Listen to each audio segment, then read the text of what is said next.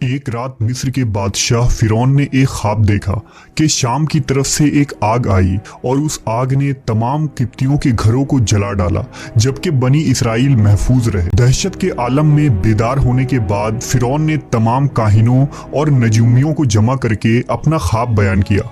नजूमियों ने उसे बताया कि बनी इसराइल में एक बच्चा पैदा होगा जो फिरौन की बादशाहत को ख़त्म करेगा। वो बच्चा कौन था और उसने फिरौन की बादशाहत का खात्मा करके मिस्र की तारीख को कैसे बदल डाला। इस वीडियो में हम फिरौन के इस ख्वाब और उस पुरइसरार बच्चे के मुतालिक जानेंगे। फिरौन खुदाई का दावेदार और बड़ा जालिम और जाबिर बादशाह था।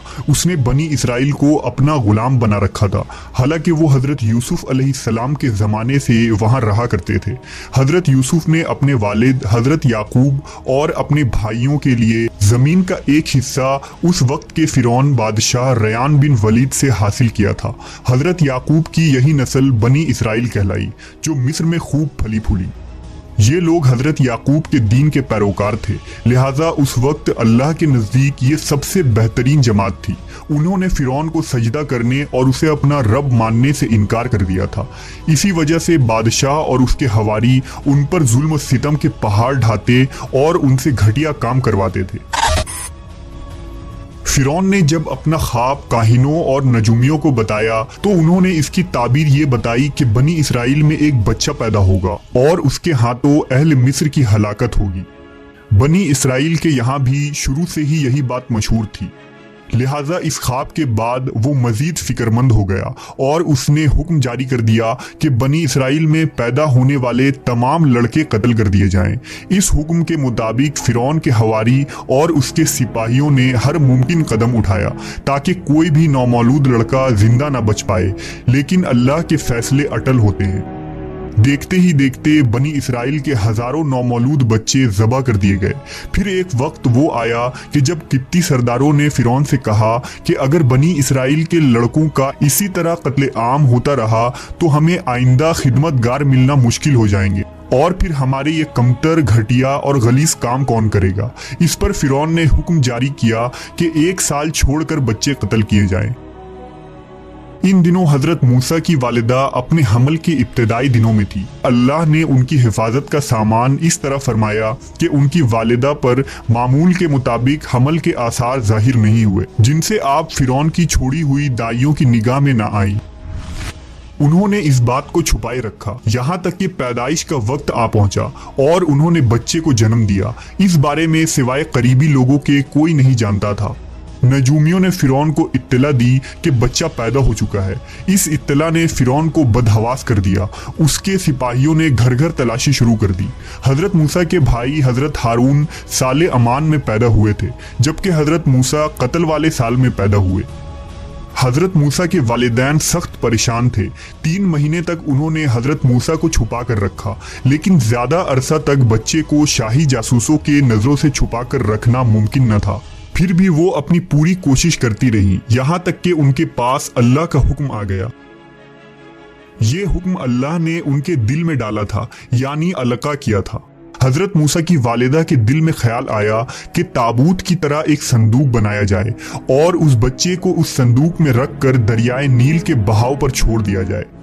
हजरत मूसा की माँ ने अल्लाह के हुक्म के मुताबिक बच्चे को संदूक में रखा और दरिया में छोड़ दिया। साथ ही मूसा अलैहिस्सलाम की बहन से कहा कि तुम इसके पीछे पीछे चलती जाओ। लिहाजा वो दरियाए नील के मौजों में चले और उनकी बहन किनारे किनारे चली, अपने भाई की निगरानी करती जा रही थी कि दरिया में डालने के बाद वो कहाँ जाते हैं। संदूक बहता हुआ महल के तालाब में पहुंच गया। वहां फिरौन की बीवी मलका और खादमाएं लुत्फ अंदोज हो रही थी कि संदूक पर मलका की नजर पड़ी। उसने कनीजों को हुक्म दिया कि संदूक को तालाब से निकाल लाओ।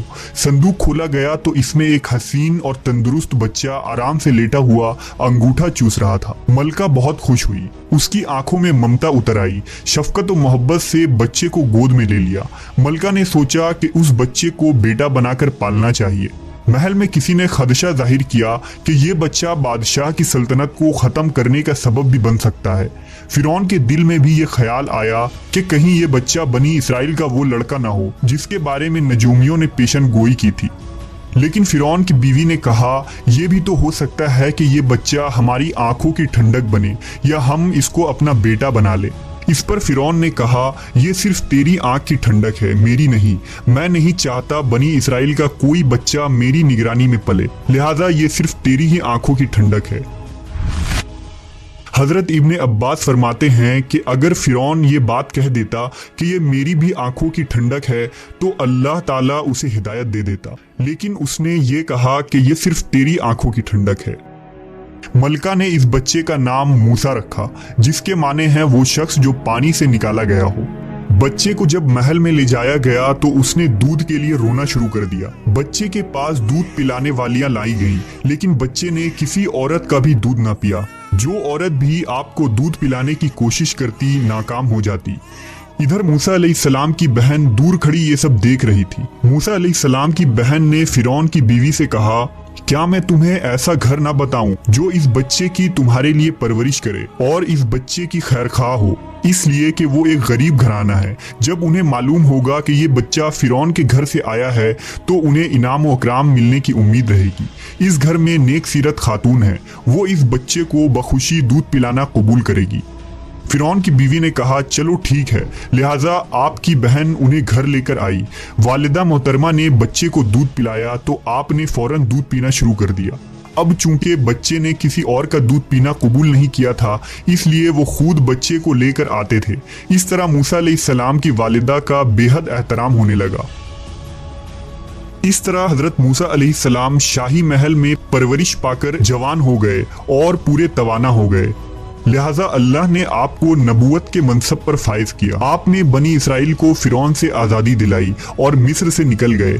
फिरौन बनी इसराइल को ख़त्म करने के लिए लश्कर लेकर रवाना हुआ। जब बनी इसराइल बहर अहमर के करीब पहुंचे तो अल्लाह ने उनके लिए दरिया के बीच से रास्ता खोल दिया। ये वही मौका था जब फिरौन का वो ख्वाब पूरा होने वाला था और उसकी बादशाहत और लाओ लश्कर तबाह बर्बाद होने वाली थी। बनी इसराइल तो समुंदर के पार चले गए, मगर जब फिरौन अपने लश्कर समेत उनके पीछे आया तो समुंदर का ये रास्ता बंद हो गया और वो अपने लश्कर समेत उस समुंदर में गर्क हो गया।